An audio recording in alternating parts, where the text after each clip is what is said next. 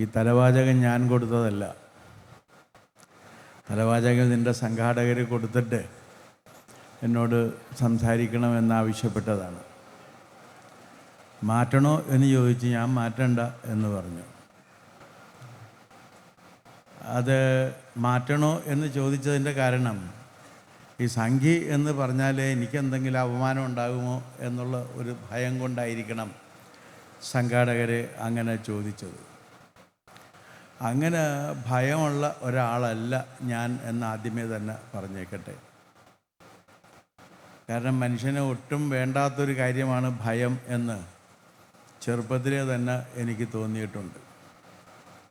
എൻ്റെ ആശയങ്ങളും എൻ്റെ അനുഭവങ്ങളും എൻ്റെ ജീവിതവും പറയുന്നതിന് ഞാൻ എന്തിന് ഭയക്കണം, ആരെ ഭയക്കണം എന്ന ചോദ്യത്തിന് ഞാൻ തന്നെ കണ്ടെത്തിയിട്ടുള്ള ഉത്തരം ആരെയും ഭയക്കേണ്ടതില്ല എന്നുള്ളതാണ്. എനിക്ക് വയസ്സിപ്പോൾ 70 കഴിഞ്ഞു, 70ആയി.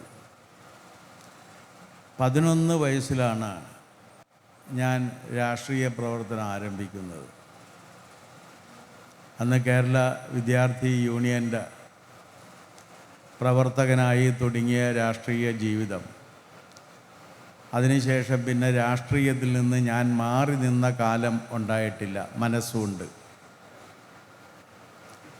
33 വർഷക്കാലം സർക്കാർ സേവനത്തിലായിരുന്നതുകൊണ്ട് അക്കാലത്ത് സജീവമായ രാഷ്ട്രീയ പ്രവർത്തനം ഉണ്ടായിരുന്നില്ല എന്ന് മാത്രം. അപ്പോഴും രാഷ്ട്രീയത്തെ നിരന്തരം നിരീക്ഷിക്കുന്ന ഒരു വിദ്യാർത്ഥി എന്ന നിലക്ക് കേരള രാഷ്ട്രീയവും ഇന്ത്യൻ രാഷ്ട്രീയവുമെല്ലാം സവിശേഷമായ ശ്രദ്ധയോടുകൂടി ഞാൻ എന്നാൽ കഴിയും വിധം പഠിക്കാനും അറിയാനും ശ്രമിച്ചിട്ടുണ്ട്. അതിൽ എന്നെ ആകർഷിച്ചിട്ടുള്ള രാഷ്ട്രീയ നേതാവ് എന്ന് പറഞ്ഞു കഴിഞ്ഞാൽ ഇന്ത്യയിൽ കണ്ടേക്കുന്ന ഏറ്റവും വലിയ രാഷ്ട്രീയ നേതാവായിട്ട് ഞാൻ ഇന്നും അംഗീകരിക്കുന്നത് മഹാത്മാഗാന്ധിയെ തന്നെയാണ്. മഹാത്മാഗാന്ധിയാണ് ഇന്ത്യൻ രാഷ്ട്രീയത്തിൽ ഏറ്റവും ദരിദ്രനും നിരാലംബനും നിസ്സഹായനുമായ മനുഷ്യനു കൂടി ഇടമുള്ളതാണ് ഇന്ത്യയുടെ രാഷ്ട്രീയം എന്ന് ആദ്യമായി പറഞ്ഞത്, ഇന്ത്യയിൽ ആദ്യമായി പറഞ്ഞത് മഹാത്മാഗാന്ധിയാണ്. ബനാറസ് ഹിന്ദു യൂണിവേഴ്സിറ്റിയിൽ 16-ലാണെന്നാണ് എൻ്റെ ഒരു ഓർമ്മ, 1916 ചിലപ്പോൾ ആണെന്നാണ് എൻ്റെ ഒരു ഓർമ്മയിൽ നിന്ന് പറയുന്നതാണ് തീയതി. ചിലപ്പോൾ തെറ്റിപ്പോകാം, വർഷം മാത്രം പറയുന്ന കാര്യങ്ങൾ തെറ്റില്ല.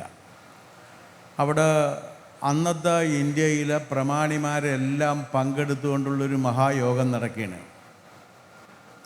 ആ യോഗത്തിൻ്റെ അധ്യക്ഷ പദവി അലങ്കരിക്കുന്നത് ആനി ബെസൻ്റാണ്. ഇപ്പോൾ ദക്ഷിണാഫ്രിക്കയിൽ നിന്ന് ഇവിടെ എത്തിയ ഒരു വക്കീൽ, അയാൾക്ക് 5 മിനിറ്റ് പ്രസംഗിക്കാൻ സമയം കൊടുക്കണം എന്ന് ശുപാർശ ചെയ്യപ്പെട്ടതിൻ്റെ അടിസ്ഥാനത്തിൽ 5 മിനിറ്റ് പ്രസംഗിക്കാനായി ഗാന്ധിക്ക് സമയം കൊടുത്തു. കേൾവിക്കാരായിരിക്കുന്നത് അന്നത്തെ ഇന്ത്യയിലെ മഹാരാജാക്കന്മാരും ചക്രവർത്തിമാരും പ്രമാണിമാരും ഒക്കെ തന്നെയാണ്. അവരെ നോക്കി ഗാന്ധി പറഞ്ഞു, this Congress does not represent the masses of India. പ്രസംഗം മുഴുമിപ്പിക്കാൻ ആനി ബെസൻ്റ് അനുവദിച്ചില്ല. ഇത്ര ധിക്കാരത്തോടു കൂടി ഇങ്ങനെ പറയുന്ന ഒരാളെ ഈ വേദിയിൽ പ്രസംഗിപ്പിക്കരുത് എന്ന അഭിപ്രായത്തോടു കൂടി പ്രസംഗം ഇടക്ക് വെച്ച് നിർത്തി അവിടെ നിന്ന് ഗാന്ധിക്ക് ഇറങ്ങേണ്ടി വന്നു. ആ പാതി നിർത്തിയ പ്രസംഗത്തിൽ നിന്നാണ് ഇന്ത്യയിലെ എല്ലാ ജനവിഭാഗങ്ങൾക്കും പ്രാതിനിധ്യമുള്ള ഒരു ബഹുജന പ്രക്ഷോഭ സംഘടനയായി കോൺഗ്രസ്സിനെ വളർത്തിയെടുത്തത്. കോൺഗ്രസിൻ്റെ ചരിത്രത്തിൽ 5 നീകളുണ്ട്, നകാരങ്ങളുണ്ട്. ഒന്ന് നിവേദന കാലമാണ്. ആ നിവേദന കാലത്താണ് ഗാന്ധി വരുന്നത്. നിവേദന കാലം എന്താണെന്ന് വെച്ച് കഴിഞ്ഞാൽ കൊല്ലത്തിലൊരിക്കൽ ഒരു യോഗം ചേരുക, എന്നിട്ടൊരു നിവേദനം സമർപ്പിക്കുക, എല്ലാവരും ചായ കഴിച്ച് ഖുഷിയായി പിരിഞ്ഞു പോവുക എന്നതായിരുന്നു ആ കാലം. അത് കഴിഞ്ഞ് വന്നു കഴിഞ്ഞപ്പോഴേക്കും നിവേദനത്തിൽ നിന്നും മാറിയിട്ട് നിസ്സഹകരണത്തിൽ നിന്നും മാറി നിയമലംഘനത്തിലേക്കും, നിയമലംഘനത്തിൽ നിന്നും മാറി നിഷ്കാസനത്തിലേക്കും കോൺഗ്രസ് എത്താണ് ക്വിറ്റ് ഇന്ത്യ എന്ന് പറയുന്നത്. 30 ഉപ്പ് സത്യാഗ്രഹമാണ് നിയമലംഘനം, അതിനു മുമ്പാണ് നിസ്സഹകരണം.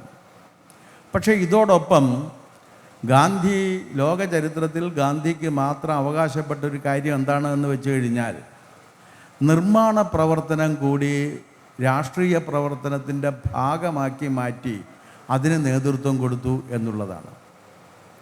എന്തൊക്കെയായിരുന്നു നിർമ്മാണ പ്രവർത്തനം? ഒന്ന്, സ്ത്രീ ശാക്തീകരണം, ഗ്രാമീണ തൊഴിൽ സംരംഭകത്വം ഉറപ്പുവരുത്തുക, വിവിധ മതവിഭാഗങ്ങൾ തമ്മിലുള്ള ഐക്യം ഉണ്ടാക്കുക, ഐത്തോച്ചാടനം.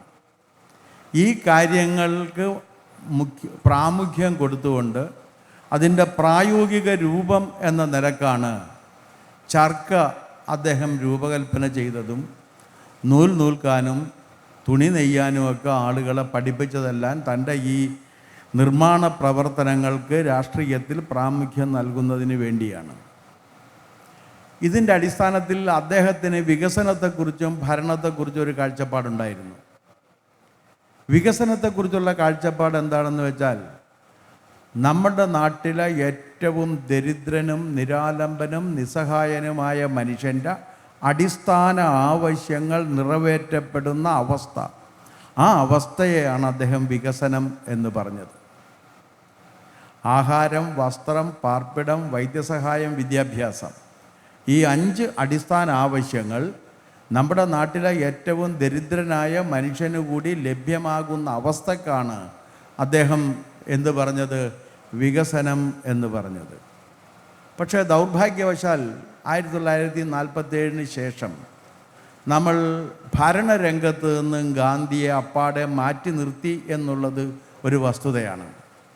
കാരണം ഗാന്ധിജിയുടെ ആശയങ്ങളെക്കാൾ നെഹ്റുവിനെ സ്വാധീനിച്ചുകൊണ്ടിരുന്നത് സോവിയറ്റ് റഷ്യയുടെ ആശയങ്ങളായിരുന്നു എന്നത് അദ്ദേഹം തന്നെ തുറന്ന് സമ്മതിച്ചിട്ടുള്ള കാര്യമാണ്. അദ്ദേഹം അതുകൊണ്ട് തന്നെ സോവിയറ്റ് യൂണിയൻ്റെ മാതൃക പിന്തുടർന്നുകൊണ്ട് അദ്ദേഹം പഞ്ചവത്സര പദ്ധതികൾ ആവിഷ്കരിക്കുകയും കൃഷിക്കും വ്യവസായത്തിനുമൊക്കെ പ്രാമുഖ്യം കൊടുക്കുകയും യൂറോ സെൻട്രിക് വിദ്യാഭ്യാസ രീതിയുടെ പ്രചാരണം ഏറ്റെടുക്കുകയും അങ്ങനെ ലോകത്തിനാകെ കഴിയാവുന്ന തരത്തിൽ ഒരു യൂറോ സെൻട്രിക് ആയിട്ടുള്ള സംവിധാനം ഉണ്ടാക്കിയെടുക്കുകയും ചെയ്തു എന്നുള്ളതാണ് വസ്തുത. അതിനിടയിൽ യൂറോ സെൻട്രിസത്തോട് സന്ധിയില്ലാത്ത സമരം ചെയ്തിരുന്ന ആളാണ് മഹാത്മാഗാന്ധി. അദ്ദേഹത്തിൻ്റെ ആദ്യത്തെ പുസ്തകം തന്നെ ഈ യൂറോ സെൻട്രിസത്തെ നിരാകരിച്ചുകൊണ്ട് എഴുതപ്പെട്ടതാണ്. ആ ആശയത്തിൽ നിന്ന് മാറി യൂറോ സെൻട്രിക്കായ ഒരാശയത്തിൽ ഊന്നിക്കൊണ്ടുള്ള ഒരു പ്രവർത്തന പരിപാടി വന്നപ്പോൾ സ്വാഭാവികമായിട്ടും അക്കാലത്ത് ജീവിച്ചിരുന്ന ഒരാൾ എന്ന നിലക്ക് എനിക്ക് ഒരു കാര്യം ഉറപ്പിച്ചു പറയാൻ കഴിയും: ദാരിദ്ര്യം ഭയപ്പെടുത്തുന്ന രീതിയിൽ ഉണ്ടായിരുന്നു. ഇന്ന് വിശപ്പ് എന്ന് പറഞ്ഞാൽ നിങ്ങളെ സംബന്ധിച്ചിടത്തോളം മാറ്റിവെച്ച ഒരു നേരത്തെ ഭക്ഷണമാണ്. എന്നെ സംബന്ധിച്ചിടത്തോളം ആഹാരം കിട്ടാതെ മരിക്കാനുള്ള സാധ്യതയായിരുന്നു. അങ്ങനെ ആഹാരം കിട്ടാതെ മരിക്കാനുള്ള സാധ്യതയിൽ എന്നെപ്പോലെ ജീവിച്ച കോടാനുകോടി മനുഷ്യരുള്ള ഒരു ഇന്ത്യയിലാണ് ഞാൻ എൻ്റെ ബാല്യവും കൗമാരവും യൗവനവും കടന്നു വന്നത് എന്ന കാര്യം നിങ്ങളൊന്ന് ഓർമ്മിപ്പിക്കട്ടെ. ആ എൻ്റെ ബാല്യ കൗമാര യൗവനങ്ങളിൽ ഞങ്ങൾ അന്ന് 1970-ലാണെന്നാണ്, 70-71 അന്ന് ഞങ്ങളെ ഏറ്റവും കൂടുതൽ ആകർഷിച്ച ഒരു മുദ്രാവാക്യം ഏതാണ് എന്ന് ചോദിച്ചാൽ ഗരീബി ഹട്ടാവോ എന്നുള്ളതായിരുന്നു. 1969 കോൺഗ്രസിലെ സ്പ്ലിറ്റിന് ശേഷം ശ്രീമതി ഇന്ദിരാഗാന്ധി സ്വന്തമായി പാർട്ടിയുടെ നേതൃത്വം ഏറ്റെടുത്തുകൊണ്ട് ഈ തെരഞ്ഞെടുപ്പുകളെ നേരിടുന്നതിന് വേണ്ടി മുന്നോട്ട് വെച്ച ഒരു മുദ്രാവാക്യമായിരുന്നു ഗരീബി ഹട്ടാവോ. എന്നെപ്പോലെയുള്ള എല്ലാ ചെറുപ്പക്കാരും ആ മുദ്രാവാക്യത്തിൽ ആകൃഷ്ടരായിട്ട് ശ്രീമതി ഗാന്ധിയുടെ പിന്നിൽ അണിനിരന്നു എന്നുള്ളത് സന്തോഷത്തോടു കൂടിയായിരുന്നു എന്ന കാര്യവും ഞാനിപ്പോൾ ഓർമ്മിക്കുന്നു. പക്ഷേ ഒരു കാര്യം സംഭവിച്ചു. ഗരീബി അവിടെ തന്നെ നിന്ന് ഹഠാവോ അതിൻ്റെ കാര്യത്തിന് പോവുകയും ചെയ്തു. അങ്ങനെ ഈ ദാരിദ്ര്യം എന്ന് പറയുന്ന അടിസ്ഥാന പ്രശ്നം പരിഹരിക്കപ്പെടാതെ കിടന്നു ഇന്ത്യയിൽ എന്നുള്ളത് അന്നും ഇന്നും എന്നെ അലട്ടിയിരുന്നൊരു പ്രശ്നമാണ്. പക്ഷേ നമ്മൾ ഇതിനെക്കുറിച്ചൊക്കെ പറയുമ്പോൾ ബക്രാൻ അങ്കലിനെ കുറിച്ചും ഭിലായ് സ്റ്റീൽ പ്ലാന്റിനെ കുറിച്ചും ഇങ്ങനെ വൻകിട പദ്ധതികളെക്കുറിച്ച് പറഞ്ഞ് നമ്മുടെ ദാരിദ്ര്യത്തെയും നമ്മുടെ വിശപ്പിനെയും അകറ്റുന്നതിന് വേണ്ടിയുള്ള പ്രവർത്തനത്തിലാണ് നമ്മൾ വ്യാപരിച്ചത്. അതിൽ നിന്നും വ്യത്യസ്തമായ ഒരു ഭരണ സമ്പ്രദായ മാതൃക ഇന്ത്യയിൽ അവതരിപ്പിച്ചത് നരേന്ദ്രമോദിയാണ് എന്നാണ് ഞാൻ മനസ്സിലാക്കിയ കാര്യം. എന്താണ് മോദി ചെയ്ത കാര്യം എന്ന് ചോദിച്ചു കഴിഞ്ഞാൽ, മോദി ആദ്യം ചെയ്ത കാര്യം, ഗാന്ധി ഇന്ത്യൻ നാഷണൽ കോൺഗ്രസിൻ്റെ സമ്മേളനത്തിൽ ചെന്നപ്പോൾ ആദ്യം ചെയ്ത കാര്യം തന്നെയാണ്. എന്തായിരുന്നു ആ കാര്യം എന്ന് ചോദിച്ചു കഴിഞ്ഞാൽ, ഇന്ത്യൻ നാഷണൽ കോൺഗ്രസിൻ്റെ സമ്മേളനത്തിൽ ഗാന്ധി ചെല്ലുമ്പോൾ ഗാന്ധി ആദ്യം ചെയ്തത് അവിടെ ഒരു കക്കൂസ് പണിയാണ് ചെയ്തത്. കാരണം കോൺഗ്രസ് പ്രതിനിധികൾ അവിടെ മുഴുവനും മലമൂത്ര വിസർജനം നടത്തി വൃത്തികേടാക്കിയിട്ടിരുന്നു. ഗാന്ധി ഒരു കക്കൂസ് പണിതിട്ട്, ഒരു കുഴി കുത്തി ഒരു താൽക്കാലിക കക്കൂസ് പണിത് ആ പരിസരം മുഴുവൻ ശുചിയാക്കി എന്നുള്ളതാണ്. മോദി ഇന്ത്യയിൽ അദ്ദേഹത്തിൻ്റെ വികസന പ്രവർത്തനങ്ങൾക്ക് തുടക്കം കുറിച്ചത് ശൗചാലയങ്ങൾ പണിതുകൊണ്ടാണ് എന്നുള്ളതാണ്. അപ്പോൾ ഒരു വീട്ടിൽ 4-5 ശൗചാലയങ്ങളുള്ള മലയാളികൾ അതിനെ പരിഹസിച്ചത് ഞാനിപ്പോൾ ഓർക്കുന്നുണ്ട്. പക്ഷേ എനിക്കൊരു കാര്യം അറിയാം. ഞാൻ ഈ ഇന്ത്യയുടെ ഗ്രാമങ്ങളിലൊക്കെ സഞ്ചരിച്ചിട്ടുണ്ട്. അപ്പോഴൊക്കെ എന്നെ അലട്ടിയിരുന്നൊരു പ്രശ്നം, ഉത്തർപ്രദേശിലും മധ്യപ്രദേശിലും രാജസ്ഥാനിലും ഒറീസയിലും ബംഗാളിലും ഇങ്ങനെയുള്ള പല പ്രദേശങ്ങളിലും മഹാരാഷ്ട്രയിലുമൊക്കെ പോകുന്ന സമയത്ത് എന്നെ അലട്ടിയിരുന്നൊരു പ്രശ്നം, വയറിന് അസുഖം വന്നു കഴിഞ്ഞാൽ അവിടുത്തെ സ്ത്രീകൾ എന്ത് ചെയ്യും എന്നുള്ളതാണ്. കാരണം പൊതുവിട വിസർജനം അല്ലാതെ കക്കൂസ് എന്നൊരു സങ്കല്പം അവിടെ ഒന്നും ഞാൻ കണ്ടിട്ടില്ല. അവരത് രാത്രി വെളുക്കുന്നതിന് മുമ്പ് എപ്പോഴോ ആണ് അവർ ആ കൃത്യം നിർവഹിച്ച സാധു സ്ത്രീകൾ ജീവിച്ചുകൊണ്ടിരുന്നത്. അവർക്കിതിനെക്കുറിച്ച് അറിയില്ലായിരുന്നു, അഥവാ അറിയുമെങ്കിൽ തന്നെ അത് അഫോർഡബിൾ ആണ് എന്ന് അവർ കരുതിയിരുന്നില്ല. അപ്പോൾ അവർക്ക് ശൗചാലയങ്ങൾ കൊടുത്തുകൊണ്ടാണ് നരേന്ദ്രമോദി അദ്ദേഹത്തിൻ്റെ വികസന പ്രവർത്തനങ്ങൾക്ക് തുടക്കം കുറിച്ചത്. പിന്നെ അദ്ദേഹം ഓരോന്നോരോന്നായിട്ടാണ് എടുത്തത്. അദ്ദേഹം രണ്ടാമത് ശ്രദ്ധ കേന്ദ്രീകരിച്ചതും സ്ത്രീകളെ കേന്ദ്രീകരിച്ചുകൊണ്ടായിരുന്നു. അതെന്താണ് എന്ന് വെച്ച് കഴിഞ്ഞാൽ, ഉജ്ജ്വൽ ഗ്യാസ് യോജന എന്നറിയപ്പെടുന്നത് ഗ്യാസ് അടപ്പുകൾ കൊടുത്തുകൊണ്ടാണ്. കേരളത്തിൽ അപ്പോഴും അതിനെ പരിഹസിക്കാൻ ഒരുപാട് പേരെ ഞാൻ കണ്ടിട്ടുണ്ട്. പക്ഷേ ഈ ബീഹാറിലും ഒറീസയിലും മധ്യപ്രദേശിലും രാജസ്ഥാനിലും മഹാരാഷ്ട്രയിലുമൊക്കെ സഞ്ചരിക്കുന്ന സമയത്ത് നമുക്ക് ബോധ്യമാവുന്ന കാര്യം എന്താണെന്ന് വെച്ചാൽ, ഈ കൽക്കരി അടുപ്പിൽ നിന്നാണ് അവിടുത്തെ സ്ത്രീകൾ ഭക്ഷണം പാകം ചെയ്യുന്നത്. ആ കൽക്കരി ഊതി അതിൽ നിന്ന് വമിക്കുന്ന കാർബൺ മോണോക്സൈഡ് ശ്വസിച്ച് അകാലത്തിൽ വാർദ്ധക്യം പ്രാപിച്ചിരിക്കുന്നവരാണ് ആ സ്ത്രീകളിൽ അധികം പേരും. അവർക്കാണ് ഉജ്ജ്വൽ ഗ്യാസ് യോജന അവരുടെ സഹായത്തിനാണ് ചെന്നത് എന്നുള്ളതാണ്. അപ്പോൾ ഏറ്റവും നിരാലംബരും നിസ്സഹായരുമായ മനുഷ്യൻ്റെ ജീവിതത്തെ കൂടുതൽ ജീവിത യോഗ്യമാക്കി തീർക്കുന്നതിനുള്ള പ്രവർത്തനങ്ങളാണ് ഭരണത്തിൻ്റെ ലക്ഷ്യം എന്ന് ഓരോന്നിലൂടെയും മോദി കാണിച്ചു തരികയായിരുന്നു. അതിനുശേഷമാണ് അദ്ദേഹം ആയുഷ്മാൻ പദ്ധതി തുടങ്ങിയത്, പിന്നീട് കുടിവെള്ള പദ്ധതി. അത് കഴിഞ്ഞ് അദ്ദേഹം നടത്തിയ ഏറ്റവും വലിയ ഒരു കാര്യം എന്ന് വെച്ച് കഴിഞ്ഞാൽ ഇക്കണോമിക് ഇൻക്ലൂസീവ്നെസ് എന്ന് ഇപ്പോഴെല്ലാവരും പറയുന്നൊരു കാര്യമുണ്ട്. ആ ഇക്കണോമിക് ഇൻക്ലൂസീവ്നെസ് വരണം എന്നുണ്ടെങ്കിൽ നമ്മുടെ രാജ്യത്തെ ജനങ്ങൾ ബാങ്കിങ് സെക്ടറിൽ പങ്കാളിത്തം നേടുന്നവരായിരിക്കണം. ആ ബാങ്കിങ് സെക്ടറിൽ പങ്കാളിത്തം നേടുന്നതിന് വേണ്ടി ആണ് മോദി ഈ പരിശ്രമിച്ചതും അതിൻ്റെ ഫലമായിട്ടാണ് ഇന്ന് 58 കോടി ജനങ്ങൾ ബാങ്കിങ് സെക്ടറിൽ അക്കൗണ്ട് എടുത്ത് നിലനിൽക്കുന്നത്. ഇങ്ങനെ ഒരു സംഭവം ലോകത്തിൽ വേറെ എങ്ങുമില്ല. കാരണം സാമ്പത്തിക ശാക്തീകരണം സംഭവിക്കണം എന്നുണ്ടെങ്കിൽ അവർക്ക് നമ്മുടെ മെയിൻ സ്ട്രീം ബാങ്കിങ് സെക്ടറിൻ്റെ ഭാഗമായി അവരും മാറണം. അതിനുവേണ്ടി ഒരു ശ്രമം നടത്തിയ ഒരാളായിരുന്നു ഇന്ദിരാഗാന്ധി. ഇന്ദിരാഗാന്ധി 14 ബാങ്കുകൾ ദേശസാൽക്കരിച്ചുകൊണ്ട് അതിനുവേണ്ടി പരിശ്രമിച്ചു. എങ്കിലും ആ 14 ബാങ്കുകളുടെയും വാതിലുകൾ നമ്മുടെ നാട്ടിലെ ഏറ്റവും സാധാരണക്കാർക്ക് വേണ്ടി തുറക്കപ്പെട്ടിരുന്നില്ല എന്നുള്ളതും വസ്തുതയാണ്. പക്ഷെ അതിൽ നിന്നൊരു മാറ്റം, അങ്ങനെ ആഹാരം, വസ്ത്രം, പാർപ്പിടം, വൈദ്യസഹായം, വിദ്യാഭ്യാസം, ഈ അടിസ്ഥാന ആവശ്യങ്ങൾ എല്ലാ ജനങ്ങൾക്കും ഉണ്ടാക്കി കൊടുക്കുന്നതിന് വേണ്ടിയുള്ള പ്രവർത്തനങ്ങൾ ഒരു പ്രധാനമന്ത്രി നടത്തുമ്പോൾ ആ പ്രധാനമന്ത്രിയെ പിന്തുണക്കുക എന്നുള്ളത് എൻ്റെ ധാർമ്മികവും രാഷ്ട്രീയവുമായ കടമയാണ് എന്ന് ഞാൻ അന്നും കരുതുന്നു, ഇന്നും കരുതുന്നു. കാരണം ഞാൻ ഈ ദാരിദ്ര്യത്തിൻ്റെ ഒരു വിക്ടിമാണ്. ഞാൻ അത് അനുഭവിച്ചവന് അതിൻ്റെ പ്രശ്നം അറിയാൻ കഴിയുള്ളൂ. ഇന്നിപ്പോൾ കേരളത്തിൽ ദാരിദ്ര്യമില്ല, അതൊരു വസ്തുതയാണ്. അതിദരിദ്രരെ ഈ ഗവൺമെൻറ് ഇല്ലാതെയാക്കി എന്നുള്ളത്, ആ അതിദരിദ്രരെ ഇല്ലാതെയാക്കാൻ വേണ്ടി ഈ പിണറായി ഗവൺമെൻറ് ചെയ്ത ആ പ്രവൃത്തിയെയും പിന്തുണച്ച ഒരാളാണ് ഞാൻ. എന്താ കാര്യം എന്ന് വെച്ച് കഴിഞ്ഞാൽ, ദാരിദ്ര്യം നിങ്ങളെ ഒരുപാട് കാര്യങ്ങൾ ഇല്ലാതെയാക്കും. ഞാൻ പെട്ടെന്ന് ഓർക്കുന്നത് ലാ മിസറബിളയുടെ പാവങ്ങൾ, നാലപ്പാട്ട് നാരായണ മേനോൻ മലയാളത്തിലേക്ക് തർജ്ജമ ചെയ്ത് മാതൃഭൂമി പ്രസിദ്ധീകരിച്ച പാവങ്ങളെക്കുറിച്ച് തന്നെയാണ് ഞാൻ പറയുന്നത്. ആ പാവങ്ങളുടെ ഇറ്റാലിയൻ പരിഭാഷ ഇറങ്ങുമ്പോൾ അതിൻ്റെ ഓഥർ എഴുതി ചേർത്ത ഒരു ആമുഖമുണ്ട്. ആ ആമുഖം വായിച്ചാൽ നമ്മൾ കിടുങ്ങിപ്പോകും.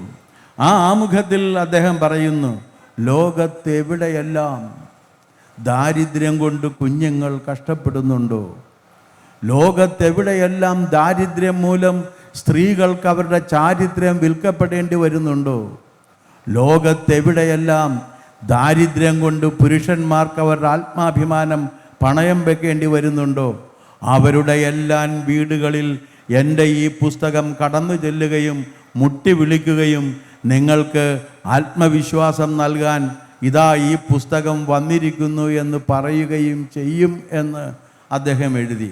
ആ ആമുഖം വായിച്ചപ്പോൾ എനിക്ക് തോന്നുന്നു പുതിയ മലയാള പരിഭാഷയിൽ അതുകൂടി ഉൾപ്പെടുത്തിയിട്ടുണ്ടോ എന്നെനിക്കൊരു സംശയമുണ്ട്. ആ ആമുഖത്തിൻ്റെ ഇംഗ്ലീഷ് പരിഭാഷ വായിച്ചപ്പോൾ ഒരു എഴുത്തുകാരൻ്റെ ആത്മവിശ്വാസത്തിൽ എനിക്ക് അമ്പരപ്പ് തോന്നിയ അന്നാണ്. കാരണം താൻ എഴുതിയ ഒരു പുസ്തകം ലോകത്തിൽ ദാരിദ്ര്യം അനുഭവിച്ച് ആത്മവീര്യം നഷ്ടപ്പെട്ട് ചത്തതിനൊക്കുമേ ജീവിച്ചിരിക്കലും എന്ന് കരുതി ജീവിക്കുന്ന മനുഷ്യരുടെ അടുത്തേക്ക് ചെന്നിട്ട് അവരെ മുട്ടി വിളിച്ച് അവർക്ക് ആത്മവിശ്വാസം നൽകാൻ കെൽപ്പുറ്റതാണ് എന്ന് പറയുമ്പോഴാണ് എഴുത്തുകാരനും എൻ്റെയും നിങ്ങളുടെയും എല്ലാം ജീവിതത്തിൻ്റെ ഭാഗമാകുന്നത്. അതുകൊണ്ട് ദാരിദ്ര്യത്തെ അന്ത്യോദയം എന്ന സങ്കല്പം ഭരണത്തിൻ്റെ ലക്ഷ്യമായി മോദിയാണ് മുന്നോട്ട് വച്ചത്. പക്ഷെ അന്ത്യോദയം എന്ന സങ്കല്പം തൻ്റെ ജീവിത ദൗത്യമായി ഏറ്റെടുത്തത് മഹാത്മാഗാന്ധിയാണ്. മഹാത്മാഗാന്ധി പറഞ്ഞു, ഞാൻ സർവോദയത്തിന് വേണ്ടി പ്രവർത്തിക്കുന്നു. ആ സർവോദയം സാർത്ഥകമാകണമെങ്കിൽ അന്ത്യോദയം സംഭവിച്ചിരിക്കണം. ആ അന്ത്യോദയം സംഭവിക്കണം എന്നുണ്ടെങ്കിൽ നമ്മുടെ നാട്ടിലെ ഏറ്റവും ദരിദ്രനായ മനുഷ്യനെ അവൻ അർഹിക്കുന്ന അംഗീകാരവും ആദരവും ആത്മവിശ്വാസവും കൊടുക്കാൻ കഴിയണം. ആ അന്ത്യോദയം എന്ന സങ്കല്പം തൻ്റെ ഭരണത്തിൻ്റെ മുഖ്യ ഘടകമായി സ്വീകരിച്ചുകൊണ്ട് ഈ ഭരണത്തെ നിയന്ത്രിച്ചു കൊണ്ടിരിക്കുന്ന പ്രധാനമന്ത്രിയാണ് നരേന്ദ്രമോദി. ആ നരേന്ദ്രമോദി അങ്ങനെ ചെയ്യുമ്പോൾ അദ്ദേഹത്തെ പിന്തുണക്കുകയും സഹായിക്കുകയും ചെയ്യുക എന്നത് എൻ്റെ ദൗത്യമാണ് എന്ന് ഞാൻ കരുതുന്നു. അങ്ങനെയാണ് ഞാൻ ഭാരതീയ ജനതാ പാർട്ടിയിൽ അംഗമായി അദ്ദേഹത്തോടൊപ്പം പ്രവർത്തിക്കാൻ തീരുമാനിച്ചത്. അത് ഞാൻ ആത്മാഭിമാനത്തോടു കൂടിയാണ് ആ കാര്യം പറയുന്നത്. കാരണം ഈ ആളുകൾ പറയും ഞങ്ങളുടെ ഐഡിയോളജി അനുസരിച്ച് ഭരിക്കാൻ പറ്റുമെന്ന്. അതൊക്കെ വെറുതെ പറയുന്നതാണ്. ഇന്ത്യയിൽ ഭരിക്കണം എന്നുണ്ടെങ്കിൽ ഒരു പ്രസ്ഥാനത്തിൻ്റെയും ഐഡിയോളജി വെച്ചുകൊണ്ട് ഇന്ത്യ ഭരിച്ചുകൊണ്ട് പോകാൻ പറ്റില്ല. ഇന്ത്യ ഭരിക്കണമെന്നുണ്ടെങ്കിൽ ഭരണഘടനയിൽ വിഭാവനം ചെയ്തിരിക്കുന്ന കാര്യങ്ങൾ നടപ്പിലാക്കിക്കൊണ്ട് മാത്രമേ ആർക്കും ഈ മഹാരാജ്യത്ത് ഭരണ സംവിധാനം നടത്തിക്കൊണ്ടു പോകാൻ കഴിയൂ. അതിൽ നമ്മുടെ മുഖ്യമന്ത്രി ഇടയ്ക്കിടയ്ക്ക് പറയുന്നത് ഞങ്ങൾ രാഷ്ട്രീയത്തിൻ്റെ പേരിലല്ല പറയുന്നത്, കാരണം ഞങ്ങളുടെ ആശയങ്ങളൊന്നും നടപ്പിലാക്കാൻ ഇപ്പോൾ കഴിയില്ല. ഏത് ഭരണാധികാരി വന്നാലും ആ ഭരണാധികാരി നടപ്പിൽ വരുത്തുന്നത് ഇന്ത്യയുടെ ഭരണഘടന വിഭാവനം ചെയ്തിരിക്കുന്ന അടിസ്ഥാന സങ്കല്പങ്ങളും പരികൽപ്പനകളുമാണ്. ആ അടിസ്ഥാന സങ്കല്പങ്ങളും പരികൽപ്പനകളും നടപ്പിലാക്കുക എന്ന ദൗത്യം ഏറ്റെടുത്തുകൊണ്ടാണ് മോദി പ്രവർത്തിച്ചുകൊണ്ടിരിക്കുന്നതും പ്രസംഗിച്ചുകൊണ്ടിരിക്കുന്നതും. അതുകൊണ്ട് മോദിയുടെ ഭരണത്തെ അംഗീകരിക്കുകയും ആദരിക്കുകയും ചെയ്യണം എന്നാണ് എൻ്റെ അഭിപ്രായം. ആ അഭിപ്രായത്തിൽ ഞാൻ ഉറച്ചു നിൽക്കുന്നു. ഇനി അങ്ങനെ ചെയ്തു കഴിഞ്ഞാൽ അത് സംഖ്യയായി പോകും എന്ന് പറഞ്ഞ് ആക്ഷേപിക്കാനാണ് ഭാവം പലർക്കും ഉള്ളതെങ്കിൽ ഞാൻ ആ ആക്ഷേപത്തെ അത്ര പരിഗണിക്കാറില്ല എന്നുള്ളതാണ്. ആക്ഷേപത്തിൻ്റെ വഴിക്ക് നടക്കും. ഒരു മനുഷ്യനും എന്നെ ആക്ഷേപിക്കരുത് എന്ന് വിചാരിച്ചു കഴിഞ്ഞാൽ പിന്നെ നമുക്ക് പൊതുപ്രവർത്തനം സാധ്യമല്ല. പൊതുപ്രവർത്തനത്തിൽ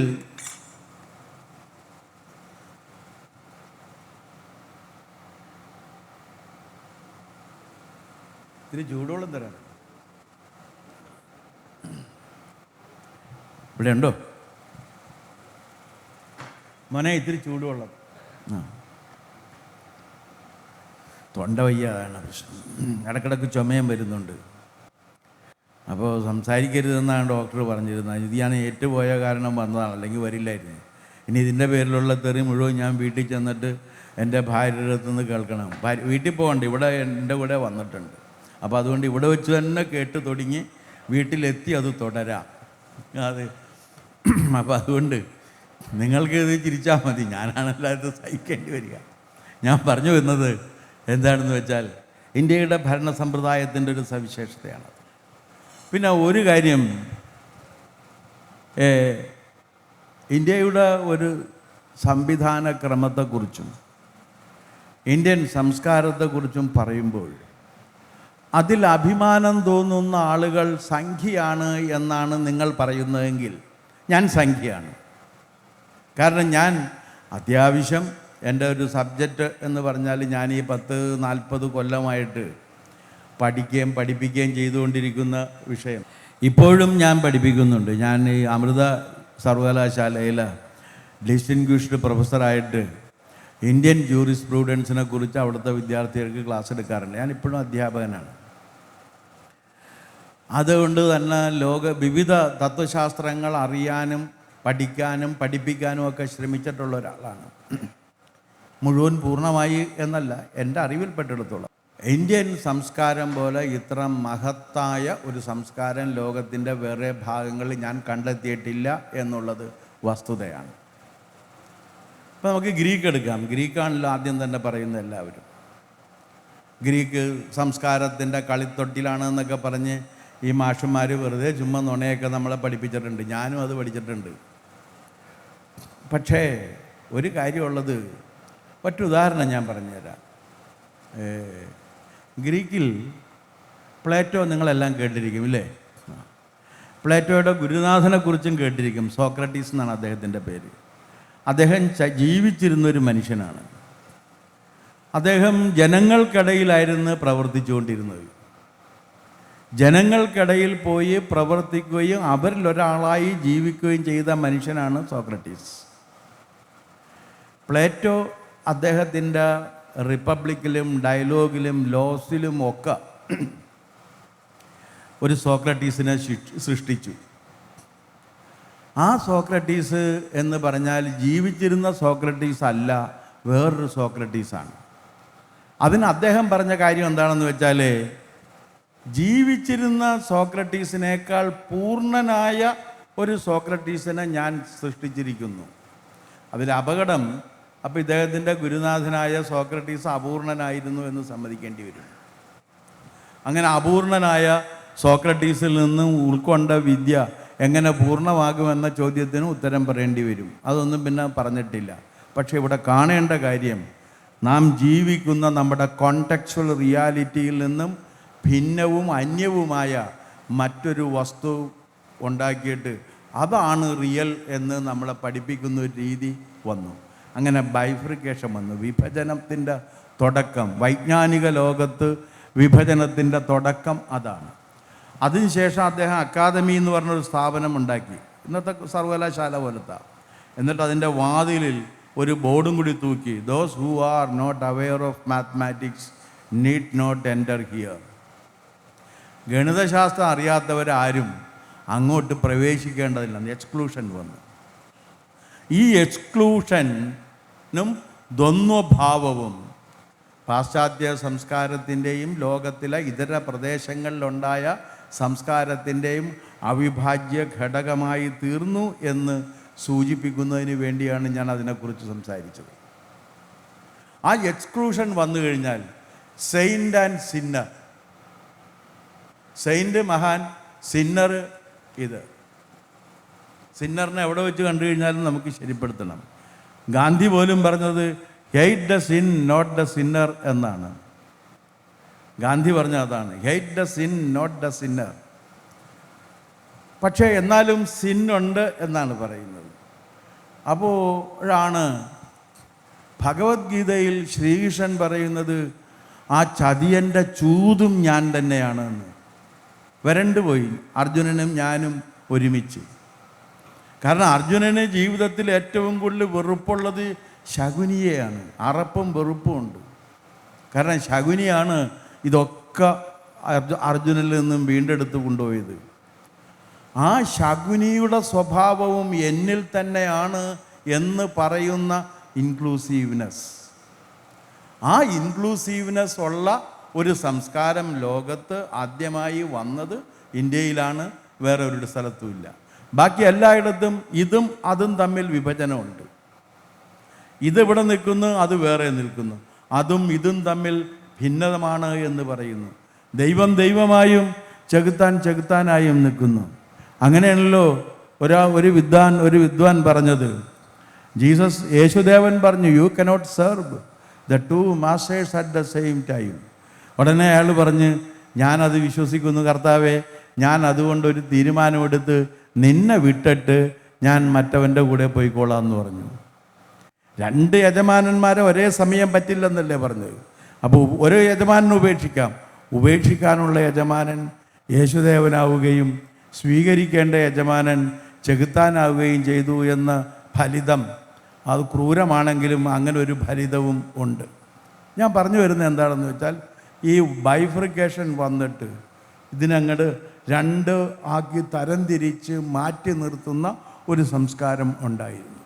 പക്ഷെ അതിൽ നിന്നെല്ലാം വ്യത്യസ്തമായ ഒരു സംസ്കാരമാണ് ഇന്ത്യയിലുണ്ടായിരുന്നത് എന്നതാണ് എന്നെ ആഹ്ലാദഭരിതനാക്കിയ കാര്യം. അതെന്താണ് എന്ന് ചോദിച്ചു കഴിഞ്ഞാൽ, നമ്മുടെ ഋഗ്വേദത്തിൽ തന്നെ അതിൻ്റെ മന്ത്രമുണ്ട്. എന്താണ് ആ ഋഗ്വേദ മന്ത്രം എന്ന് ചോദിച്ചാൽ, ഏകം സത് വിപ്ര ബഹുധ വദന്തി. അവിടെ ഏകം എന്നുള്ളതിന് പലപ്പോഴും നിങ്ങൾ കേട്ടിട്ടുള്ളത് ഒന്ന് എന്ന ആയിരിക്കും. ഏകം എന്ന വാക്കിന് ന്യൂമറിക്കൽ സെൻസിൽ ഒന്ന് എന്ന അർത്ഥമുണ്ടെങ്കിലും ആ സന്ദർഭത്തിൽ അതിൻ്റെ അർത്ഥം കേവലം എന്നാണ്. കേവലം. ഈ കേവല ഭാവം എന്ന് പറയുന്നത് സന്യാസിയിൽ കാണുന്നൊരു ഭാവത്തെയാണ്. അതുകൊണ്ടാണ് കുമാരനാശാൻ നളിനിയിലാണെന്നാണ് തോന്നുന്നത് എഴുതിയിട്ടുണ്ട്, കേവലത്വം അവനാർന്നിരുന്നു എന്ന്. ആ കേവലത്വമാർന്നിരുന്നു എന്ന് പറയുമ്പോൾ ആ കേവല ഭാവം സന്യാസിയുടെ ഭാവത്തെയാണ്. അത് സന്യാസിയുടെ ജീവിതത്തിൽ നിന്നും സ്വാഭാവികമായി വരുന്നതാണ്. ഞാൻ പറഞ്ഞു വരുന്നത് എന്താണെന്ന് വെച്ച് കഴിഞ്ഞാൽ, ഏകം സത്ത് എന്ന് പറഞ്ഞാൽ സത്യം കേവല സ്വഭാവിയായതുകൊണ്ട് അതിനറിയുന്നവർക്കും പറയുന്നവർക്കും പലതായി അറിയുകയും പറയുകയും ചെയ്യാം.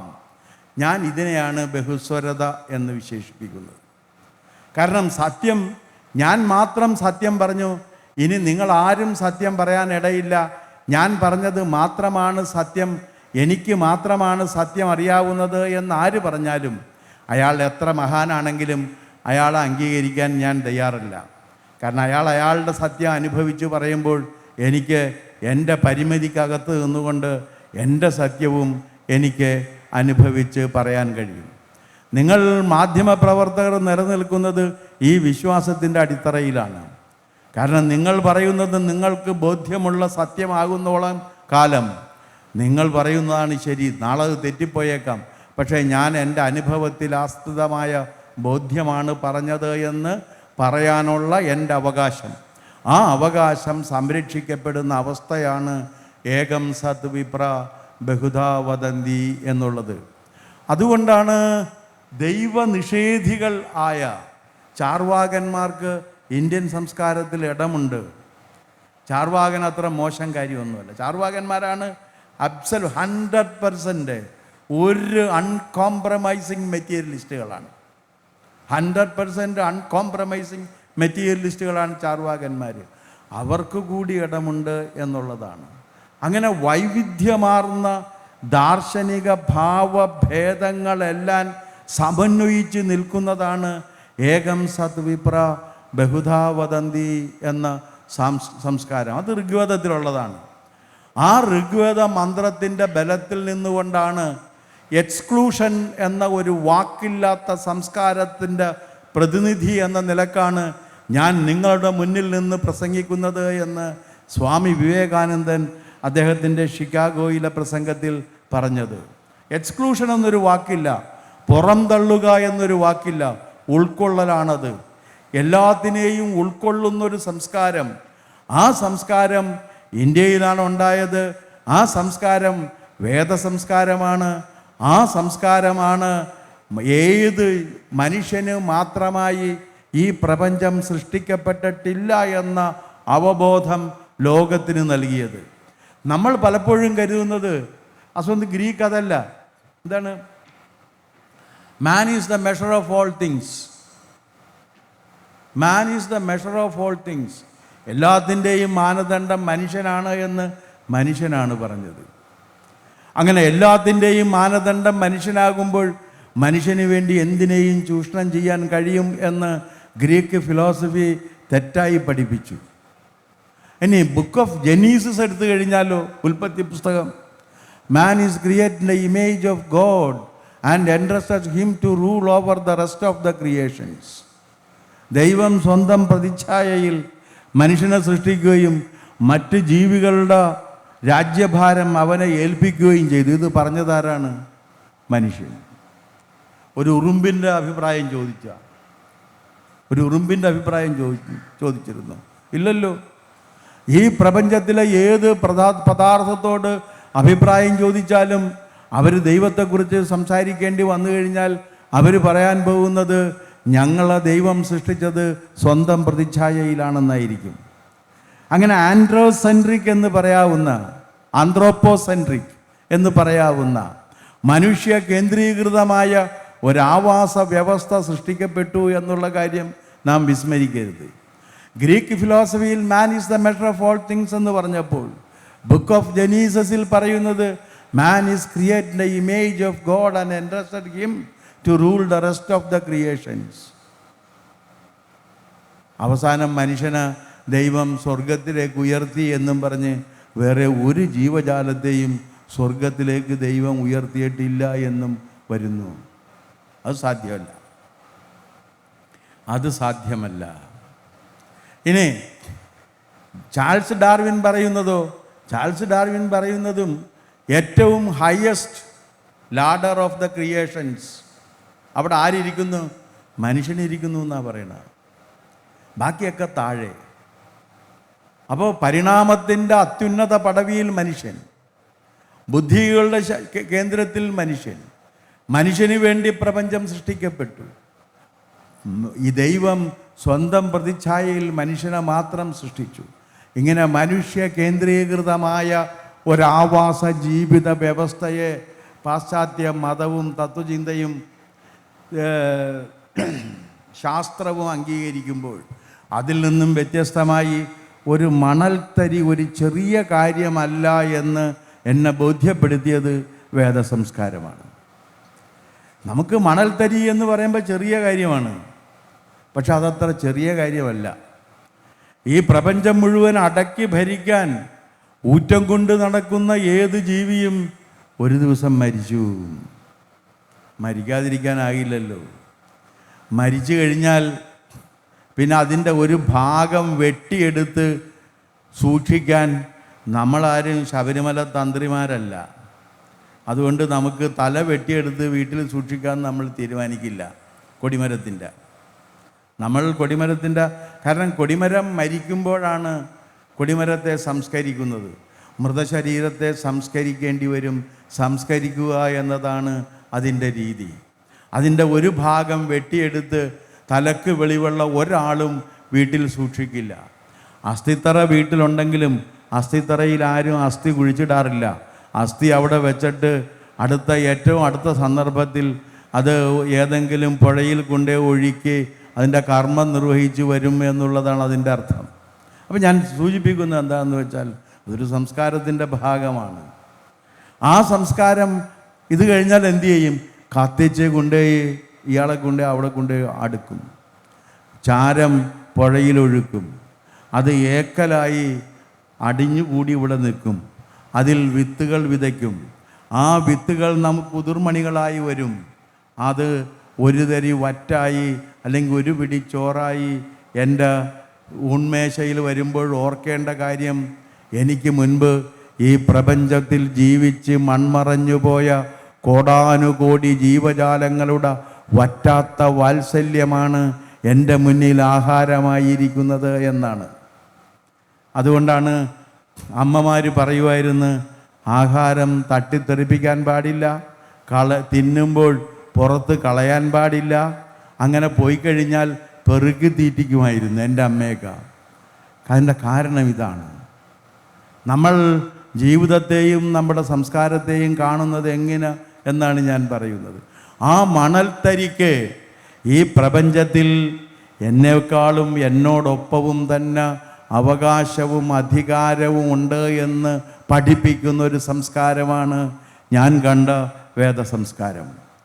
ആ സംസ്കാരത്തിൽ അഭിമാനം കൊള്ളുമ്പോൾ എന്നെ സംഘി എന്ന് പറഞ്ഞാൽ ഞാൻ എല്ലാ ആഹ്ലാദത്തോടും കൂടി അതിനെ ഞാൻ സ്വീകരിക്കുന്നു. അതെ, ഞാൻ സംഘിയാണ്. കാരണം ലോകത്തിൽ മറ്റ് സംസ്കാരങ്ങളൊന്നും ഇങ്ങനെ പറഞ്ഞിട്ടില്ല. അപ്പോൾ ഇതാ ഈ സംസ്കാരം ഇങ്ങനെ പറയുന്നു. ആരെയും പുറന്തള്ളാതെ എല്ലാത്തിനെയും ഉൾക്കൊള്ളുന്ന ഒരു ജീവിത രീതിയെക്കുറിച്ച് പഠിപ്പിക്കുന്ന ഒരു സംസ്കാരം. ആ സംസ്കാരത്തെക്കുറിച്ച് എന്തെങ്കിലും പറഞ്ഞാൽ സംഖ്യയാകും എന്നാണെങ്കിൽ ഞാൻ ആ സംസ്കാരത്തെക്കുറിച്ച് എഴുതാനും പറയാനും തുടങ്ങിയിട്ട് കൊല്ലം 40 കഴിഞ്ഞു എന്ന് മാത്രമേ എനിക്ക് നിങ്ങളെ അറിയിക്കാനുള്ളൂ. ഞാൻ അതിനെക്കുറിച്ച് എഴുതുകയും പറയുകയും ചെയ്യുന്നത്. ആ സംസ്കാരത്തിൻ്റെ പ്രചാരകനായിട്ടാണ് ഞാൻ നിൽക്കുന്നത്. ആ സംസ്കാരം പ്രചരിപ്പിക്കുന്നതാണ് സംഖ്യ എന്നുണ്ടെങ്കിൽ ഞാൻ അഭിമാനത്തോടു കൂടി പറയുന്നു, ഞാൻ സംഖ്യ തന്നെ എന്ന്. അത് പറയാൻ എനിക്കെന്താ കുഴപ്പമുള്ളത്? ഇത്ര മഹത്തായ ഒരു സംസ്കാരം വേറെ ലോകത്തില്ലല്ലോ. ലോകത്ത് ഇത്രയും മഹത്തായ ഒരു സംസ്കാരം ഇല്ലാത്ത സന്ദർഭത്തിൽ ഇത്തരത്തിൽ മഹത്തായ ജീവിതത്തിൻ്റെ ഒരു മാതൃക ലോകത്തിന് മുന്നിൽ തുറന്നു കൊടുത്ത ഒരു ജീവിത വ്യവസ്ഥയെക്കുറിച്ച് നമുക്ക് സംസാരിക്കാൻ കഴിയും എന്നുള്ളതും അതിൻ്റെ പ്രത്യേകതയാണ്. അതാണ് സംഖ്യ എന്ന് നിങ്ങൾ പറയുന്നത്. എന്ത് പറഞ്ഞാലും ഉടനെ അത് സംഖ്യയായിപ്പോയി എന്ന് പറയും. അത് സംഖ്യയാണോ? അത് സംഖ്യയാണെങ്കിൽ ഞാൻ സംഖ്യയാണെന്ന് എന്താ സംശയം? ഞാൻ ഇന്ത്യയുടെ സംസ്കാരത്തിൽ എന്നെ സംബന്ധിച്ചിടത്തോളം വാൽമീകിയേക്കാളും വ്യാസനേക്കാളും കാളിദാസനേക്കാളും വലിയ കവികളെ ഒന്നും ഞാൻ വായിച്ചിട്ടില്ല. എന്നെ സംബന്ധിച്ചിടത്തോളം എൻ്റെ മജ്ജയും മാംസവും ഊർജവുമായി നിരന്തരം ബന്ധപ്പെട്ട് നിൽക്കുന്ന സംസ്കാരം. ഒരു സംശയവും വേണ്ട, വ്യാസൻ്റെയും വാൽമീകിയുടെയും കാളിദാസൻ്റെയും ഭവഭൂതിയുടെയും ഭാസൻ്റെയും ഒക്കെ പാരമ്പര്യവും സംസ്കാരവും തന്നെയാണ്. കാരണം അത് വായിച്ചു പോകുമ്പോഴാണ് ഞാൻ എൻ്റെ ജീവിതത്തെക്കുറിച്ചും ഈ പ്രപഞ്ചത്തിലുള്ള എൻ്റെ അവസ്ഥയെക്കുറിച്ചും ഞാൻ അറിയുന്നത്. ഇന്ന് മാത്രവുമല്ല, ഇതെന്ന മമ, ഇതൊന്നും നിൻ്റേതല്ല എന്ന് പഠിപ്പിക്കുന്ന ഒരു സംസ്കാരത്തെക്കുറിച്ച് പറയുമ്പോൾ നാം എന്തിനാണ് അതിനെ സംഖ്യ എന്ന് പറഞ്ഞ് ആക്ഷേപിക്കാൻ മുതിരുന്നത്? ഇതെന്ന മമ, ഇതൊന്നും എൻ്റേതല്ല, ഇതെല്ലാം എൻ്റേതാകണമെന്ന് പറയുമ്പോൾ ഇതൊന്നും എൻ്റേതല്ല എന്നുള്ള വിശ്വാസം വരുന്നൊരു സംസ്കാരം ഇന്ത്യയിലുണ്ട്. അത് വലിയ കാര്യമാണ്. മാർക്സ് രണ്ട് തരം ആളുകളെ കുറിച്ചേ പറഞ്ഞുള്ളൂ, ഉള്ളവനും ഇല്ലാത്തവനും. പക്ഷേ മൂന്നാമതൊരു തരമുണ്ട്, വേണ്ടാത്തവൻ. എത്രയുണ്ടെങ്കിലും എനിക്ക് ഇത്ര മതി എന്ന് തീരുമാനിക്കുന്നവൻ, എത്രയുണ്ടെങ്കിലും ഇത്രയും മതി എന്ന് തീരുമാനിച്ചുകൊണ്ട് ലോകത്തിൻ്റെ മുണ്ടനങ്ങളിൽ നിന്നും ലോകത്തെ വിമോചിപ്പിക്കുന്നതിന് വേണ്ടി കൊട്ടാരം വിട്ട് ഇറങ്ങിത്തിരിച്ച രാജകുമാരൻ്റെ കഥ എൻ്റെ സംസ്കാരത്തിൻ്റെ ഭാഗമാണ്. വേറെ എവിടെ കാണാൻ കഴിയും അങ്ങനെ ഒന്ന്? എല്ലാ സൗഭാഗ്യങ്ങളും ഉണ്ടായിട്ട്, ഭാര്യ, സുന്ദരിയായ ഭാര്യ, മകൻ, കൊട്ടാരം, അധികാരം, പണം, പദവി, പ്രശസ്തി, ഇതെല്ലാം ഉള്ളപ്പോഴും രോഗവും മരണവും ദുരിതവും ദാരിദ്ര്യവും വാർദ്ധക്യവും എയ്ത് വീഴ്ത്തുന്നതിന് വേണ്ടി കൊട്ടാരം വിട്ടിറങ്ങിത്തിരിക്കുന്നവൻ വേണ്ടാത്തവനാണ്. മുദ്ഗലൻ എന്ന് പറയുന്നൊരു സന്യാസി വേണ്ടാത്തവനാണ്. തനിക്ക് ഇന്ദ്രപദവി തന്നപ്പോൾ ഇത് തുച്ഛമാണ്, തനിക്കിത് വേണ്ട എന്ന് പറഞ്ഞ് ഉപേക്ഷിക്കാൻ തയ്യാറായവൻ. പിന്നീട് അത് മനസ്സിൽ വെച്ചുകൊണ്ടാണോ എന്നറിയില്ല, എഴുത്തച്ഛൻ എഴുതിയിട്ടുണ്ട്, കൈവരുമാകിലും ഇന്ദ്രൻ്റെ പദം എന്തിനു തുച്ഛം എന്ന് പറഞ്ഞിട്ടുണ്ട്. അപ്പോൾ ഇത് വേണ്ടാത്തൊരു വിഭാഗമുണ്ട്. അതിനെക്കുറിച്ച് ഒരിക്കലും ഈ പാശ്ചാത്യ സംസ്കാരത്തിൽ പരാമർശമില്ല. പാശ്ചാത്യ സംസ്കാരത്തിലുള്ള പരാമർശം ഉള്ളവനെക്കുറിച്ചും ഇല്ലാത്തവനെക്കുറിച്ചുമാണ്. വേണ്ടാത്തവൻ, എനിക്കിത് വേണ്ട എന്ന് നിശ്ചയിക്കാൻ ഒരുവന് പ്രേരിപ്പിക്കുന്ന ഘടകമുണ്ടല്ലോ, ആ ഘടകം ഈ സംസ്കാരത്തിൻ്റെ ഭാഗമാണ്. ആ സംസ്കാരത്തിൽ ഞാൻ അഭിമാനം കൊള്ളുന്നു എന്നാണ് ഞാൻ ഈ പറഞ്ഞതിൻ്റെ അർത്ഥം. അതാണ് ഇതം ന മമ, ഇതൊന്നും എൻ്റേതല്ല. പക്ഷേ നിങ്ങൾ തിരിച്ചു ചോദിക്കാം, ഈ ഇതം ന മമ എന്ന് 10,000 പ്രാവശ്യം ചൊല്ലിയിട്ടും എന്തിനാണ് ഈ തന്ത്രിമാരും ശാന്തിമാരും എല്ലാം അയ്യപ്പൻ്റെ സ്വർണം അടിച്ചു മാറ്റുന്നതെന്ന് ചോദിച്ചു കഴിഞ്ഞാൽ, മറ്റേ ഏതോ ഒരു ജീവിയെക്കുറിച്ച് പറയില്ലേ, 12 കാലം അതിൻ്റെ വാല് കുഴലിലിട്ടാലും അങ്ങനെ ഇരിക്കുള്ളെന്ന്. ആ ജീവിയുടെ സ്വഭാവമായി പോയി, എന്ത് ചെയ്യാൻ പറ്റും? പിന്നെ അത് മാത്രവുമല്ല, നിങ്ങൾ അറിയേണ്ട ഒരു കാര്യം, നമ്മുടെ സംസ്കാരം അനുസരിച്ച്, ഞാൻ ഈ പറഞ്ഞുകൊണ്ടിരിക്കുന്ന സംസ്കാരം അനുസരിച്ച് രാജാവിന് പണമില്ലാത്തവനാണ് രാജാവ്. രാജാവ് നിസ്വനാണ്. രാജ്യത്തിനാണ് പണമുള്ളത്, രാജാവിനല്ല. അതുകൊണ്ടാണ് ജനകൻ പറഞ്ഞത്. ഈ ജനകനെ കുറിച്ച് പെട്ടെന്ന് പറഞ്ഞപ്പോൾ സീതയ്ക്ക് വലിയ അഭിമാനമായിരുന്നു അവരുടെ അച്ഛൻ്റെ കാര്യത്തിൽ. അതെന്ത് പറയും, അത് വാൽമീകി സീതയുടെ ഈ ആത്മാഭിമാനം സ്ഫുരിക്കുന്ന ഏതെങ്കിലും ഒരു കഥാസന്ദർഭം വരുമ്പോൾ അവരെ വിശേഷിപ്പിക്കുന്നത് ജാനകി എന്നോ ജനകജ എന്നോ ആണ്. കാരണം ജനകൻ്റെ മകൾ എന്ന നിലക്കാണ്. ഈ ശ്രീരാമന് ഉപദേശിക്കുന്ന ശീലം ഉണ്ടായിരുന്നു, ആരെ കിട്ടിയാലും ഉപദേശിക്കും. ആ പാവം ലക്ഷ്മണനായിരുന്നു എക്കാലത്തെയും ഏര. അപ്പോൾ ഓരോ പ്രാവശ്യം സീതയെ ഉപദേശിക്കാൻ വേണ്ടി ചെന്നപ്പോഴേക്കും സീത പറഞ്ഞു, ഇതൊന്നും വേണ്ട, എൻ്റെ അച്ഛൻ എന്നോട് പറഞ്ഞിട്ടുണ്ട്. അതിനുശേഷം രാമൻ ജീവിതത്തിൽ ഒരിക്കൽ പോലും സീതയെ ഉപദേശിച്ചിട്ടില്ല. ആ ഒരു സംസ്കാരത്തെക്കുറിച്ചാണ് ഞാൻ പറഞ്ഞുകൊണ്ടിരിക്കുന്നത്. ആ ജനകൻ പറയുന്നത്, നാളെ ഈ മിഥിലാപുരി മുഴുവൻ തീയെടുത്തുന്ന ബന്ധു നശിച്ചാലും എനിക്കൊന്നും നഷ്ടപ്പെടാനില്ല, കാരണം ഈ കാണുന്നതൊന്നും എൻ്റേതല്ല എന്നാണ്. അത് രാമായണത്തിൻ്റെ അവസാനത്തിൽ നമുക്ക് കാണാൻ കഴിയും. മഹാപ്രസ്ഥാന യാത്ര രാമൻ്റെ മരണത്തിലേക്ക് നടന്നു നീങ്ങുന്ന സരയൂയിലേക്ക് ജലസമാധിക്കായി രാമൻ നടന്നു നീങ്ങുമ്പോൾ ആ സാമ്രാജ്യങ്ങൾക്ക് മുഴുവൻ അധിപനായിരുന്ന ചക്രവർത്തിയുടെ കൈകളിൽ ദർഭപ്പുല്ലുകൾ മാത്രമാണ് ഉണ്ടായിരുന്നത്, വേറെ ഒന്നും ഉണ്ടായിരുന്നില്ല. ഒരു ചക്രവർത്തിക്കും ഇതെല്ലാം കൊണ്ടുപോകാൻ കഴിയില്ല. പക്ഷേ ഇന്ത്യയിലെ പല ചക്രവർത്തിമാരും പല രാജാക്കന്മാരും രാജ്യത്തേക്കാൾ വലിയ സമ്പന്നരായി എന്നുള്ളതും ഞാൻ മറക്കുന്നില്ല. അതൊക്കെ അപജയങ്ങൾ വരുമ്പോൾ ഇങ്ങനെ സംഭവിക്കുന്നതാണ്. അങ്ങനെ അപജയങ്ങൾ വരുമ്പോഴെല്ലാം ആ രാജവംശങ്ങൾ നശിച്ചു പോയിട്ടുമുണ്ട്. രാജവംശങ്ങളൊക്കെ നശിച്ചു പോകുന്നത് അവരുടെ തന്നെ അപജയം കൊണ്ട് സംഭവിക്കുന്നതാണ് എന്നാണ് എനിക്ക് തോന്നിയിട്ടുള്ള കാര്യം. ഞാനൊരു കാര്യം കൂടി ഇപ്പോൾ പെട്ടെന്ന് ഓർക്കുന്നു. അതെന്താണെന്ന് വെച്ച് കഴിഞ്ഞാൽ, നമ്മളെല്ലാവരും പറയുമല്ലോ മഹാനായ അലക്സാണ്ടർ. അദ്ദേഹം ഇന്ത്യയിൽ വന്നു കഴിഞ്ഞ് തിരിച്ച് അവിടെ പോയി മാസിഡോണിയയിൽ എത്തിക്കഴിഞ്ഞപ്പോഴേക്കും അദ്ദേഹത്തിൻ്റെ ഗുരുനാഥനായ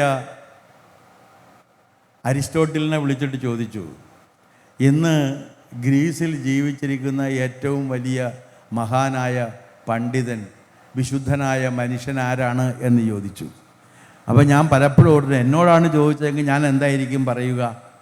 നിൻ്റെ മുന്നിൽ ഇങ്ങനെ തണ്ടും തടിയുമായിട്ട് നിൽക്കുന്ന എന്നെ നീ കാണുന്നില്ലേ എന്നില്ലേ. അരിസ്റ്റോട്ടിൽ അങ്ങനെയല്ല. അരിസ്റ്റോട്ടിൽ പറഞ്ഞു അത് ഡയോജനീസ് ആണെന്ന് പറഞ്ഞു. അപ്പോൾ ഉടനെ തന്നെ അലക്സാണ്ടർക്കൊരു മോഹം, ലോകം കീഴടക്കി വന്ന ഡയോജനീസിന് എന്തെങ്കിലും കൊടുക്കണം എന്ന്. അദ്ദേഹം ഉടൻ തന്നെ തൻ്റെ ഭടന്മാരെ പറഞ്ഞു വിട്ട്, അലക്സാണ്ടർ തിരുമനസ് അങ്ങേക്ക് എന്തെങ്കിലും നൽകാൻ ആഗ്രഹിക്കുന്നു, എന്ത് വേണമെന്ന് പറയാൻ പറഞ്ഞു. അപ്പോൾ ഡയോജനീസ് പറഞ്ഞു, നിങ്ങളുടെ ചക്രവർത്തിയോട് പറയുക അദ്ദേഹത്തിന് എനിക്ക് ഒന്നും നൽകാൻ കഴിയില്ലെന്ന്. അപ്പോൾ പ്രശ്നമായി. ഇവർ പറഞ്ഞ് ഇയാൾക്ക് ഭ്രാന്താണ്, ചക്രവർത്തിക്ക് നൊസ് തുടങ്ങിയെന്ന് തോന്നണമെന്ന് മനസ്സിൽ പറഞ്ഞുകൊണ്ട് കൊട്ടാരത്തിൽ ചെന്ന് പറഞ്ഞു. അയാൾക്ക് ഭ്രാന്താണ്, അയാൾ അങ്ങേക്ക് ഒന്നും നൽകാൻ കഴിയില്ല, അങ്ങേ ഒരുപാട് പുലഭ്യം പറഞ്ഞു എന്നും പറഞ്ഞു. ശിങ്കിടികൾ എപ്പോഴും അങ്ങനെയാണ്. അവർക്ക് പറയാനുള്ള തെറി കൂടി വേറൊരുത്തിൻ്റേതായിട്ട് യജമാനോട് പറഞ്ഞു കേൾപ്പിക്കും. അപ്പോൾ ഈ ശിങ്കിടികൾ അവിടെ ചെന്നത് കേൾപ്പിച്ചു കഴിഞ്ഞപ്പോഴേക്കും അലക്സാണ്ടർക്ക് ഒരു കാര്യം അറിയാമായിരുന്നു, ഡയോജനീസ് പറഞ്ഞതിൽ കാര്യമുണ്ടെന്ന്. അലക്സാണ്ടർ നേരിട്ട് ചെന്നിട്ട് ചോദിച്ചു, എന്തുകൊണ്ടാണ് അങ്ങ് എനിക്ക് ഒന്നും നൽകാൻ കഴിയില്ല എന്ന് പറഞ്ഞത്? അപ്പോൾ ഡയോജനീസ് പറഞ്ഞു, ഞാൻ ആഗ്രഹങ്ങളില്ലാത്തവനാണ്. ആഗ്രഹങ്ങളില്ലാത്ത എനിക്ക് നിങ്ങൾക്ക് എന്ത് നൽകാൻ കഴിയും? ഒന്നും നൽകാൻ കഴിയില്ല. നിങ്ങൾ ദയവായി സൂര്യപ്രകാശം തടയാതിരിക്കണം എന്നും കൂടി പറഞ്ഞപ്പോൾ അവിടെ നിന്ന് ഏതാണ്ട് സമ്പൂർണമായ തോൽവി സമ്മതിച്ച് അലക്സാണ്ടർ തിരിച്ചു വന്നിട്ടാണ് പറഞ്ഞത്. സമയമാകുമ്പോൾ പറഞ്ഞോട്ടാ. കാരണം ഞാൻ ഈ അധ്യാപകനായതിൻ്റെ പേരിലൊരു പ്രശ്നമുണ്ട്. എന്താണെന്നറിയാമോ? അധ്യാപകർ പ്രസംഗം നിർത്തണമെങ്കിൽ മണിയടി കേൾക്കണം. ഒരു മണിയടിക്കുമ്പോൾ തുടങ്ങുകയും വേറൊരു മണിയടിക്ക് നിർത്തുകയും ചെയ്യുക എന്നത് അധ്യാപകൻ്റെ ശീലമാണ്. അപ്പോൾ അതുകൊണ്ട് സമയമാകുമ്പോൾ പറഞ്ഞോളൂ. ഞാൻ പറഞ്ഞുകൊണ്ടിരുന്നത് അലക്സാണ്ടറിനെ കുറിച്ച്. തിരിച്ചു വന്നിട്ട് അലക്സാണ്ടർ കൊട്ടാരത്തിലെ എല്ലാവരെയും വിളിച്ചു വരുത്തിയിട്ട് പറഞ്ഞു, ഞാൻ മരിച്ചു കഴിഞ്ഞാൽ എൻ്റെ 2 കൈകളും ശവപ്പെട്ടിക്ക് പുറത്തിടണം. ലോകം മുഴുവൻ കീഴടക്കിയ അലക്സാണ്ടർ ഈ ലോകത്ത് നിന്ന് വിട്ടുപോയപ്പോൾ ഒന്നും എടുത്തിരുന്നില്ല എന്ന് ലോകത്തെ ബോധ്യപ്പെടുത്തുന്നതിന് വേണ്ടി. ഇതാണ് ഇദം ന മമ. ആ സംസ്കാരത്തിൽ അഭിമാനിക്കുന്ന ഒരാളാണ് ഞാൻ. ആ സംസ്കാരം സംഖ്യയാണെങ്കിൽ ലോകത്തുള്ള എല്ലാവരും ഈ സംഖ്യ സംസ്കാരത്തിലേക്ക് വരണം എന്നുകൂടി ഞാൻ അഭ്യർത്ഥിക്കുന്നു. ഓക്കെ. നിങ്ങൾ എന്നെ സംഖ്യയാക്കി എന്ന സോളോ ആയിരുന്നു നമ്മൾ കേട്ടത്. അപ്പോൾ ഇനി ക്വസ്റ്റ്യൻസ് ചോദിക്കാനുള്ളൊരു സമയമാണ്.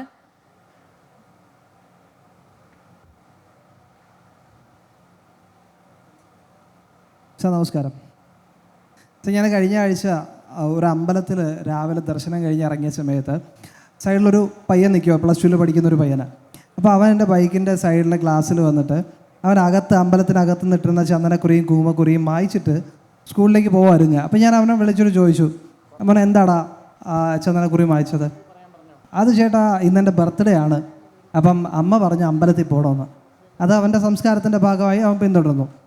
പക്ഷെ അതിനപ്പുറം എന്തുകൊണ്ടാണ് നീ മായ്ച്ചതെന്ന് ചോദിച്ചപ്പോൾ അവൻ പറഞ്ഞ ഉത്തരം, സ്കൂളിൽ പോകുമ്പോൾ കുട്ടികൾ എന്നെ കളിയാക്കും, അവരെന്നെ സംഖ്യയെന്ന് വിളിച്ച് കളിയാക്കും, അതുകൊണ്ടാണ്.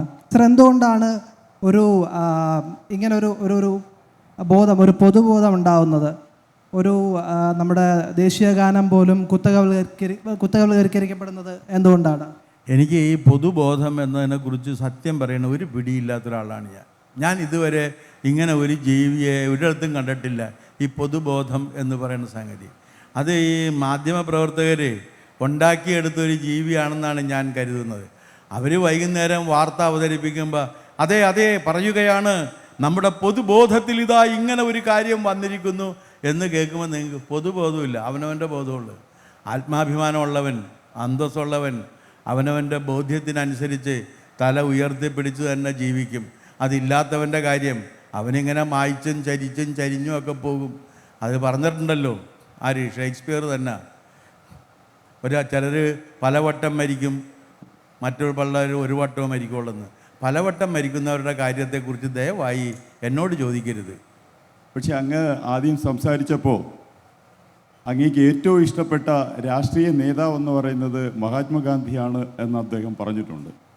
ഞാൻ അങ്ങ് പറഞ്ഞ ബാക്കി കാര്യങ്ങളോട് 99% യോജിക്കുന്നുണ്ട്. മോദിജിയുടെ നേതൃത്വത്തിൽ നടക്കുന്ന വികസന പ്രവർത്തനങ്ങൾ ഒരുപാട് നമ്മുടെ കക്കൂസുകൾ സൃഷ്ടിക്കപ്പെട്ടത്, ദാരിദ്ര്യം നിർമ്മാർജ്ജനം, ഇതൊക്കെ ഇഷ്ടപ്പെട്ടു. പക്ഷേ ഗാന്ധിജി ഒരു അല്പം അകത്തി നമ്മുടെ രാജ്യത്തുനിന്ന് കൊണ്ടുപോകുന്നോ എന്നൊരു സംശയം ആണ് എനിക്കുള്ളത്.